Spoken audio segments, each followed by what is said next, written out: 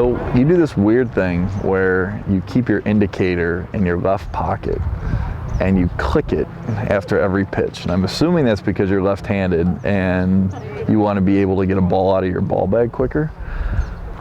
My question is,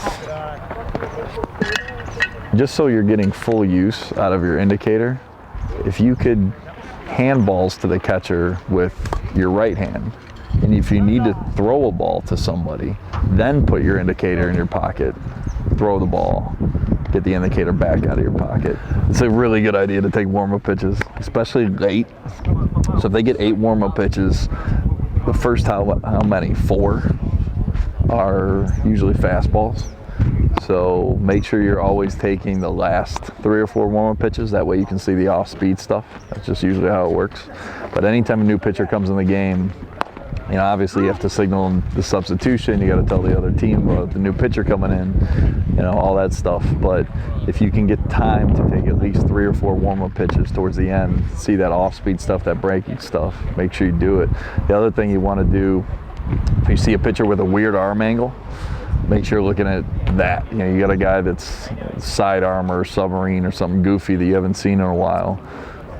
You know, don't let the first pitch you see from that arm angle be one that matters. Make sure it's a warm-up pitch.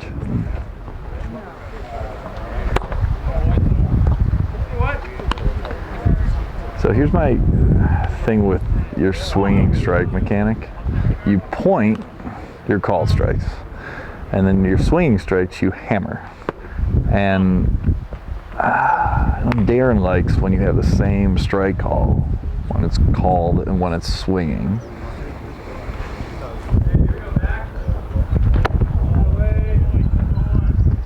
Hey, so you point your called strikes, but you hammer your swinging strikes.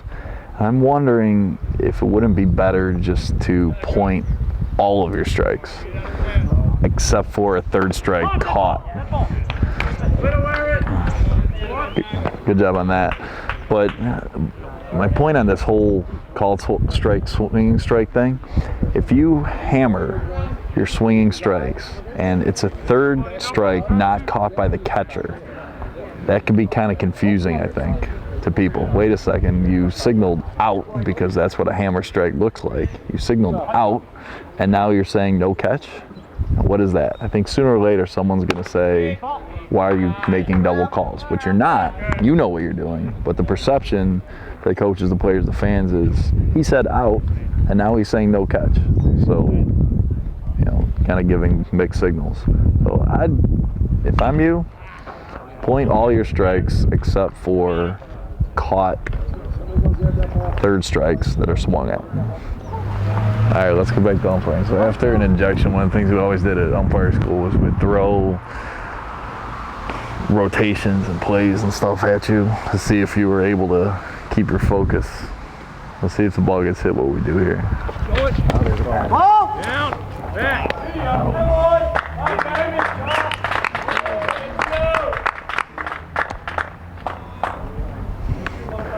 Good job on that steal play.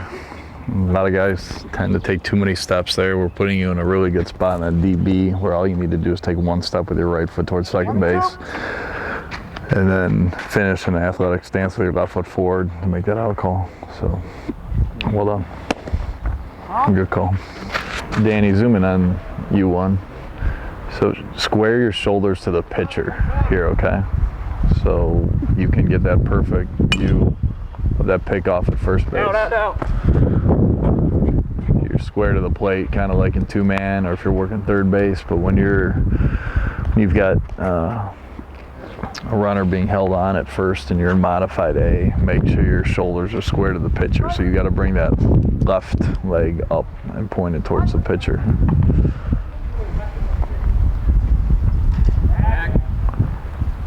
And then you don't have to take a step like you just did because you're already in the perfect spot. So spin around, be angled towards the pitcher, and on a pick off to first, don't move your feet at all. Right. Inside. Hey, so let's clean up that mechanic, kind of drop third strike. Signal strike, just a point, and then if you need to, give the no catch signal. and then work your way up that line. But remember, when we drilled this earlier in the week, your first step on that, your first maybe 2 steps should be to your right. That way you can see if the catcher goes to tag the batter as he's leaving the plate area. You've got that wedge. You can see the tag on the batter's back or his foot. So take that step to your right, but your signals on that, you signaled like a hammer strike and then you signal no catch. Get rid of that hammer strike. That's no good, and that can be confused for out. See ya! See ya!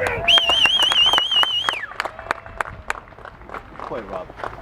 Really good reaction by you 3 on that play. Way to get over there on that goofy back pick and terrible base running. So well done, good hustle, good everything. That's a balk! Ball's dead, that's a balk. You. Second base.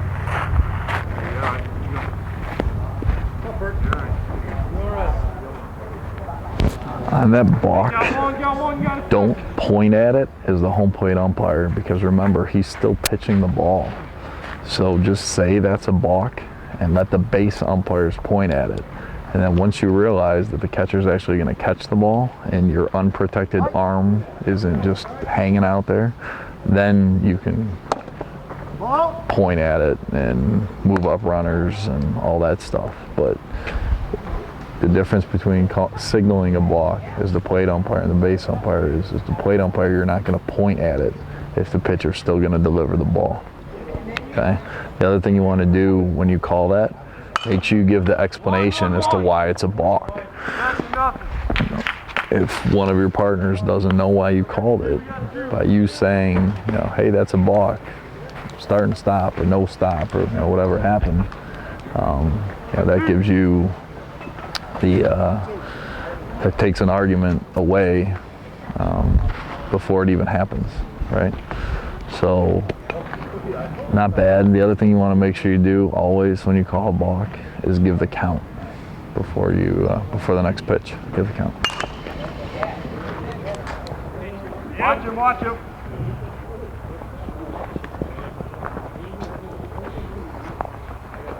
Good job pushing that coach out of the way. I like it. Have someone watch you and just throw something at you and see what your eyes do, because I'm curious if you're tracking all the way from the pitcher's hand to the catcher's glove. The other thing that's kind of interesting, every umpire in this camp has a little bit of head movement, and you don't have any. And either that's because you're really, really, really good with that, or because you are kind of getting tunnel vision. So it's hard for me to tell because I can't see your eyes from here, but if you're not tracking the ball all the way from the pitcher's hand to the catcher's mitt, we need to start to throw that into our bag of tricks, because it really makes things a lot easier. Okay. Sure, I should probably close the head. Oh, Zach, come on, Blue. Come on. It's right there. All night. Come on, Johnny. See it for you now. That pitch is up. That's a good ball call. But do me a favor and verbalize that, especially with runners on base. Hey, verbalize ball 4, because just in case they're stealing or something goofy happens.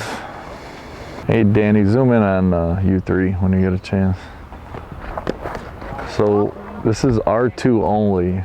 And Darren actually talked about this play the first day, that we need to be in regular C. So if you can move up a little bit, I mean, your most likely play on this R2, Okay, let's go 2-1.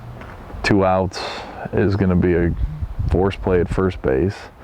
The only other thing that you can have happen, and this is what Darren talked about, is that steal a third. And if you're that far back, you're going to have a hard time getting to the angle to see that steal third. So you want to make sure you're in just regular C position, just like you would be for 2-man on this play, and I think you're a little too far back. Hey, two. Michigan.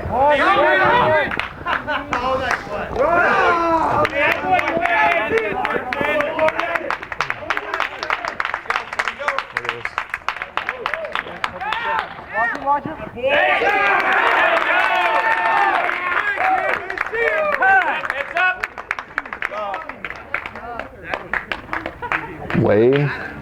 to umpire the play. That is not in any manual anywhere in the world. Sometimes you just gotta umpire, and that's some pretty good umpiring. Well done.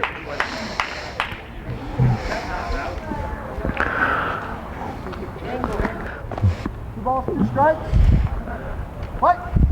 So you do, Bill, you do a lot of little stuff right, okay? The way you put the ball in play, the way you give the count, your timing's good, the way you verbalize everything's good. So you do a lot of just basic umpiring stuff. You're sharp, you're crisp, you're professional. You do a lot of that stuff really well.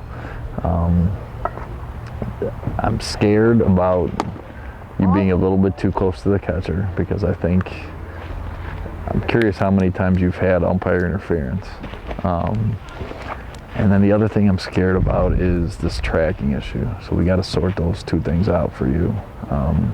And so like now, you're okay. So that, yeah, you're okay. So that being too close to the catcher only is an issue with left-handed batters.